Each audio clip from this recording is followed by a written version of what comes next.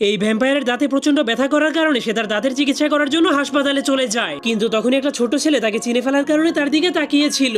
এজন্য ভ্যাম্পায়ার সেই ছেলেটাকে ভয় দেখিয়ে সেখান থেকে তাড়িয়ে দেয়। ঠিক তখনই ডাক্তারের ক্যাবিনের লাইট জ্বলে ওঠে। এজন্য ভ্যাম্পায়ার সেই ক্যাবিনের ভেতরে গিয়ে চেয়ারের উপরে বসে পড়ে, কিন্তু তখনই সেই ক্যাবিনের ভেতরে অনেক বড় একটা লাইট জ্বলে ওঠে, যার কারণে ভ্যাম্পায়ার তার চোখে সবকিছুই ঘোলা দেখছিল। কিন্তু তখন সে দেখতে পায় একটা মহিলা তাকে হাতুড়ি দিয়ে মারতে আসছে। এজন্য সে যখনই অনেক ভয় পেয়ে চিল্লাতে শুরু করে দেয়, তখন সে দেখতে পায় সেই মহিলাটা হলো একজন ডাক্তার।